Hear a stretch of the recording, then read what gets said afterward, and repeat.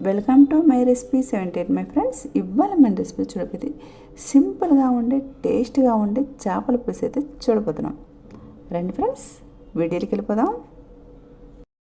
ముందుగా వచ్చి చేపల్ని శుభ్రంగా పసుపు ఉప్పు వేసి బాగా కడిగి తీసుకోవాలి. ఈ చేపల పేరు వచ్చి పసుపు పార అనేసి అంటారు. చేపల్ని ఇలా తీసుకున్న చేపల్ని కొద్దిగా అయితే నేను పులుసు చేయటానికి తీసి పెట్టుకున్నాను, కొద్దిగా ఏమో ఫ్రై చేయటానికి తీసి పెట్టుకున్నాను. నేను ఆల్రెడీ అయితే ఫ్రై వీడియో అయితే నేను పోస్ట్ చేశాను. ఇప్పుడు చేపి చేపల పులుసు మా అమ్మ నేర్పించిన చేపల పులుసు కాబట్టి మీకు షేర్ చేయాలనిపించింది, చేయబోతున్నాను.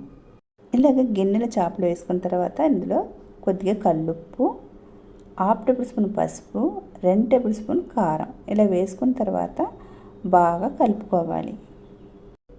ఇలా బాగా కలుపుకున్న తర్వాత ఇది పక్కన పెట్టేద్దాము. ఇప్పుడు చింతపండు ఒక 50 గ్రాముల చింతపండు ఇలా తీసుకొని చింతపండుని కొద్దిగా కడిగిన తర్వాత మనం నీళ్ళేసి కొద్దిగా నానబెట్టుకోవాలి. ఇప్పుడు ఈ చింతపండు బాగా నానిన తర్వాత ఇలా బాగా పిసికి మనం చింతపండు రసాన్ని తీసుకోవాలి. ఇప్పుడు తీసుకున్న చింతపండు పులుసుని ఇలాగ ఒక బౌల్ తీసుకొని ఇలాగ మనం పిప్పు పడకుండా ఇలాగ చెయ్యి అడ్డు పెట్టుకొని ఇలాగ వడగట్టుకోవాలి. ఇలా లేకపోయినా సరే మీరు జాలి ఉంటే జాలిలో వేసుకొని తీసుకోండి. మరికొద్ది నీళ్ళు వేసుకొని కలుపుకొని అలాగే వడగట్టుకొని తీసుకోవాలి. ఇప్పుడు ఇలా తీసుకున్న తర్వాత ముందుగా కలిపి పెట్టుకున్నాం కదా చేపల్ని, ఉప్పు పసుపు కారం వేసి ఇప్పుడు దీంట్లో ఈ చింతపండు పులుసుని వేసేయాలి. మనం ఇలా వేసి ఒక 10 నిమిషాలైనా సరే పక్కన ఉంచేయాలి.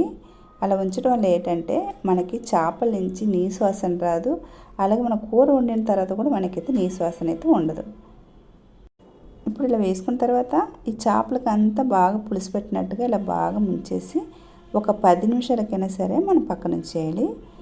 10 నిమిషాల తర్వాత మనము స్టవ్ వెలిగించుకొని ఒక కళాయి పెట్టుకోవాలి. కళాయి పెట్టేసుకున్న తర్వాత ఇందులో ఒక 2-3 టేబుల్ స్పూన్ వచ్చి ఆయిల్ వేసుకోవాలి. ఆయిల్ వేడెక్కిన తర్వాత ఒక 1/2 టేబుల్ స్పూన్ మెంతులు, 1 టేబుల్ స్పూన్ ఆవాలు. ఇప్పుడు బాగా చిటపట్లాడిన తర్వాత ఒక 1/2 కప్ వచ్చి సన్నగా తరిగిన ఉల్లిపాయలు. ఇలాగ ఇప్పుడు ఈ ఉల్లిపాయలని వేసుకోవాలి. వేసుకొని బాగా కలర్ మారేంత వరకు వేపుకోవాలి. ఇలా కలర్ మారిన తర్వాత ఇందులో కరివేపాకు వేసుకోవాలి. కరివేపాకు కూడా వేసి కొద్దిగా బాగా వేపుకోవాలి. కరివేపాకు వచ్చి బాగా వేగిన తర్వాత 3 టేబుల్ స్పూన్ ధనియాల పొడి, 3 టేబుల్ స్పూన్ కారపొడి, 1/2 టేబుల్ స్పూన్ సోంపు, 1/2 టేబుల్ స్పూన్ పసుపు, 1 టేబుల్ స్పూన్ జీలకర్ర. ఇప్పుడు ఈ 5టిని ఇప్పుడు ఈ ఆయిల్లో వేసుకోవాలి. ఇలా వేసుకొని బాగా కలుపుకోవాలి. మసాలా నుంచి కొద్దిగా ఆయిల్ పైకి వచ్చేంత వరకు ఇలా బాగా కలుపుకోవాలి. ఇప్పుడు ఇలా ఆయిల్ పైకి వచ్చిన తర్వాత ఒక 4 టమాటాలని, 12 టమాటాలు తీసుకొని ఫైన్ పేస్ట్లా చేసుకొని ఇప్పుడు ఈ పేస్ట్ని కూడా ఇందులో వేసుకోవాలి. ఇప్పుడు బాగా కలుపుకోవాలి. ఇలా కలుపుతూ ఉంటే మనకు గ్రేవీ నుంచి ఆయిల్ పైకి రావాలి. పైకి వచ్చిన తర్వాత గ్రేవీ వచ్చి దగ్గరికి అవ్వాలి. ఇప్పుడు ఏం చేయాలంటే మనం వెల్లుల్లిపాయలు తీసుకొని పైన పొట్టు తీసుకొని చిన్న చిన్న ముక్కల కింద కట్ చేసుకొని వేసుకోవాలి. ఇలాగ బాగా దగ్గరికి అయిన తర్వాత మనం ముందుగానే చింతపండు పులుసులో చేపలు వేసి పెట్టుకున్నాం కదా, ఇప్పుడు ఈ చేపల్ని ఇప్పుడు ఇలాగా ఈ గ్రేవీలోనే వేసేయాలి.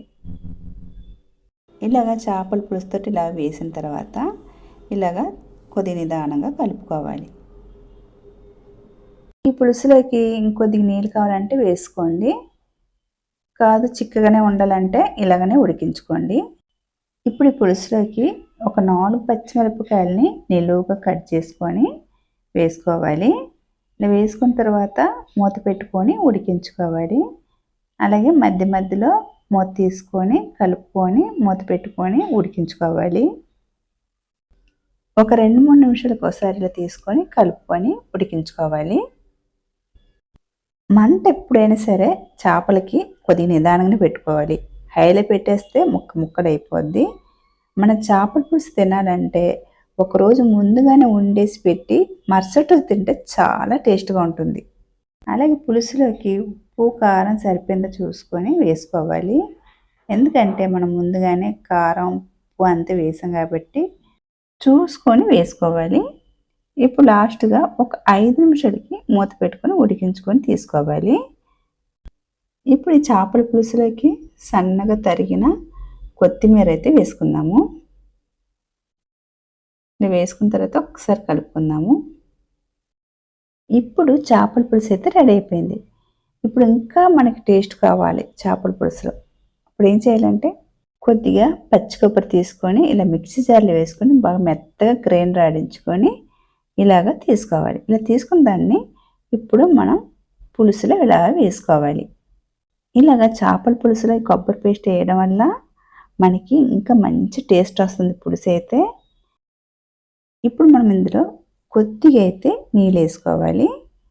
నీళ్ళు వేసుకున్న తర్వాత మనము ఒక్కసారి బాగా ఇలాగ నిదానంగా కలుపుకోవాలి. ఈ కొబ్బరి పేస్ట్ అంతా ఇలాగ బాగా కలిసిపోయినట్టుగా ఇలాగ బాగా కలుపుకోవాలి. మీరు ఒక్కసారి ఇలాగనే ట్రై చేయండి, చాలా బాగుంటుంది. ఇప్పుడు ఒక 2-3 నిమిషాలకి మూత పెట్టుకొని సిమ్లోనే ఉడికించుకోవాలి. అయితే 2-3 నిమిషాలు కూడా అయిపోయింది. ఇప్పుడైతే సింపుల్గా టేస్ట్గా చేపల పులుసు అయితే రెడీ అయిపోయింది. అది కూడా మా అమ్మ నేర్పిన పులుసు కదా, చేపల పులుసు చాలా బాగుంటుంది. అలాగే నా రెసిపీ కనుక మీకు నచ్చితే కనుక లైక్ చేయండి, షేర్ చేయండి, సబ్స్క్రైబ్ చేసుకోండి. చూసి ఎవరైతే తప్పక ఒక లైక్ అయితే కొట్టేయండి. చూస్తున్నారు కానీ లైక్ అయితే కొట్టట్లేదు. మీ వల్లే నేనైతే ఇంత దాకా వచ్చాను. ఇంకా ముందుకెళ్ళాలంటే మీరు ఇంకా సబ్స్క్రైబ్ చేసుకోండి, లైక్ అయితే కొట్టేయండి.